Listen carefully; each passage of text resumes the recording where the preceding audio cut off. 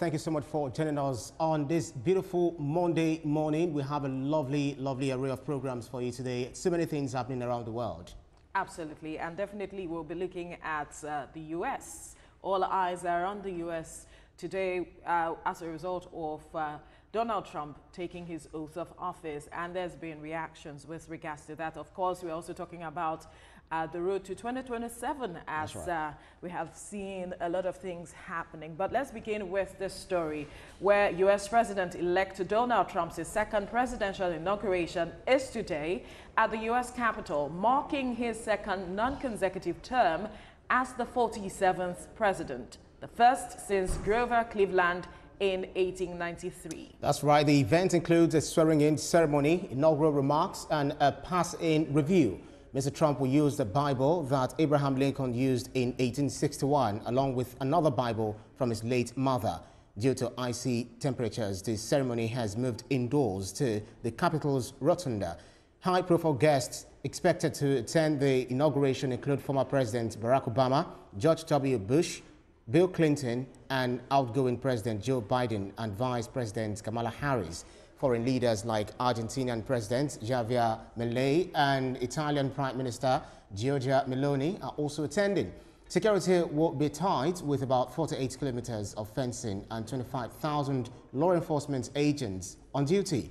While protests are expected, they are not anticipated to be as large as in 2017. Interesting developments coming out from the United States. All eyes are on the United States as President Donald Trump is returning. The almighty Trump. President-elect, yes. Until he it's just few hours to come, he becomes president. Absolutely. 12 noon U.S. time. That's so right. When that happens, when he is taking his oath of office, then we can now say he is the 47th president. Absolutely. As it is. But the reactions have been coming in or pouring in with regards to his inauguration, especially because he decided, because of the temperatures, it's going to be very low, and he decided, you know what, let us go inside. Now this is happening again since 40 years ago. That was 1985, Ronald Reagan's regime. That was when he also took the inauguration inside. Indoors, yeah.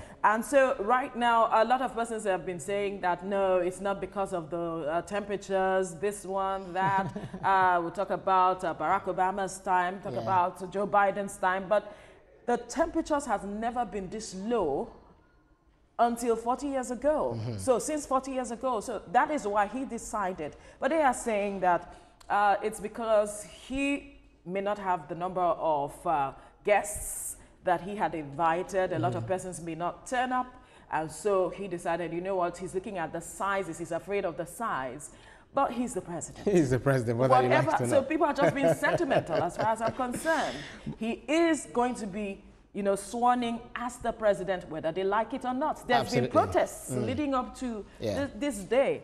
But that wouldn't change the fact that he is going to be sworn in. Absolutely. And Trump, as Donald Trump in his element has already said, he's going to change a lot of things. He's going to make a lot of revision, you know, executive orders, you know, sign executive orders, bring the economic situation down, what's it called, eliminate Joe Biden's Bidenomics, as they call it. And we can see some of those live pictures actually where you see Joe Biden and then flanked by I think the secretary or the security secretary, you know, this is in preparation to what is definitely to come. But then how Donald Trump is going to do this, I do not know, because 10% tariff against China is also going to happen, and just for him to bring down the inflation and all of that. But so many Americans are happy, those who voted for Trump. So many of them are not exactly happy because they feel it's just going to be another 4 years of disaster. But remember, they said Donald Trump actually fared well when he was president, but that was pre-pandemic.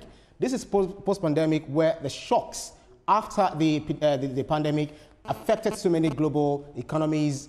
All the countries are struggling to, you know, get back to their position. Look at Keir when he came in. Everyone was happy that yes, it's time for Labour Party. Now he's making a mess of the economy. Immigration, people need to be looking beyond over their shoulders, because Trump might definitely throw them out of America.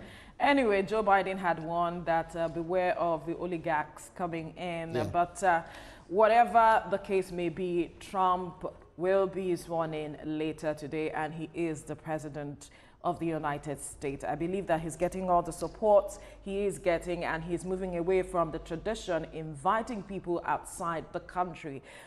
Inaugurations like this are said to be traditional with regards to just having it amongst members in the U.S. and diplomats, but this time he's inviting his friends from across the world to attend. Let's see what happens, and definitely TVC will be bringing you blow-by-blow account as the inauguration unfolds later in the day.